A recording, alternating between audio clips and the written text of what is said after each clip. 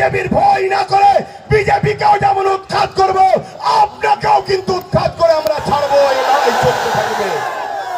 অতএব আমাদের লড়াই, আমাদের আন্দোলন, আমার ধর্ম, আমার ইসলাম, যেটা আমার সংবিধান আমাকে রাইট দিয়েছে, তার উপরে কেন্দ্রও যেন হাত না দেয়, রাজ্যও যেন হাত না দেয়। এটা আমাদের আন্দোলন চলবে, ঠিক না বেঠিক? কিন্তু বলার তো অনেক কিছু আছে, তারপরেও পানি এসে বিছখানে।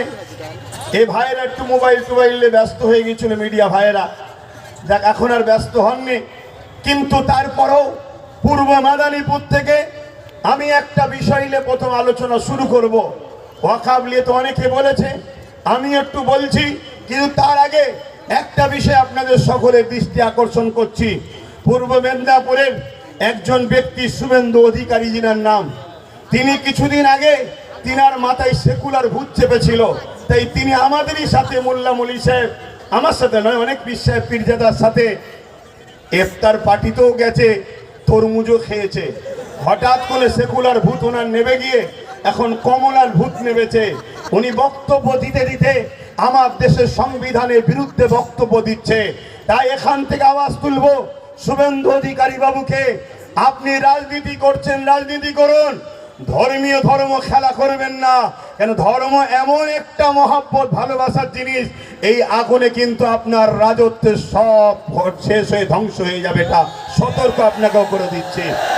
তিনি এই পূর্ব মেদিনীপুরের বক্তব্য দিতে দিতে বলেছে যে পশ্চিম বাংলায় হিন্দু সরকার করব, হিন্দু সরকার করব।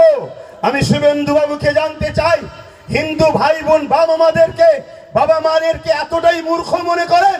৭৭ বছর সে স্বাধীন হয়েছে, সেইখান থেকে আজ পর্যন্ত পশ্চিম বাংলায় যত মুখ্যমন্ত্রী হয়েছে সবাই হিন্দু মুখ্যমন্ত্রী ছিলেন, মুসলমান কেউ হয়নি। কিন্তু আজকে আপনি রাজ্য সরকারকে কি সরকার বুঝাতে চাইছেন? মুসলিম সরকার। আমাদের চোখকে ঘোরাতে চাইছেন, আমাদের মাইন্ডকে ডাইভার্ট করতে চাইছেন। আপনারা দুজন সেটিং করে একসাথে বসে চা খেচ্ছেন, তার বেলায় সমস্যা নাই, অথচ বাইরে বেরিয়ে হিন্দু মুসলমান করে আমার বাংলা সম্প্রীতিকে নষ্ট করতে চাইছেন। আপনি কিন্তু এই আগুন নিয়ে খেলা করছেন, আগুন নিয়ে খেলা করা বন্ধ করুন। আপনি বলছেন হিন্দু সরকার করতে হবে। আমি জানতে চাই, বাংলায় কি হিন্দু সরকার নাই? হিন্দু সরকার তো রয়েছে। মমতা ব্যানার্জির ধর্মীয় পরিচয়, তিনি হিন্দু। বিভাজনে আমি যাচ্ছি না, সত্যটা বলছি। কিন্তু আপনাকে আমি আর একটা প্রমাণ দিচ্ছি, দীঘার মতো পিকনিক স্পটে, দীঘার মতো বেড়াবার জায়গায় আজকে সেখানে ধর্মস্থান হিন্দুদের মন্দির তৈরি হচ্ছে। আমি তাতে বিরোধী নই, ঘৃণার দিকে যাচ্ছি না। তিনি দেশের রাজ্যের মাথায় বসে আছে, তিনি রাজ্যের পয়সাকে নিয়ে মন্দিরের পিছনে করে রাজ্যকে গরিব করবে কি না করবে রাজ্যের জনগণ বুঝে নেবে তার সাথে। কিন্তু আমি বলতে চাইছি, তিনি হিন্দু দরদি বলেই তো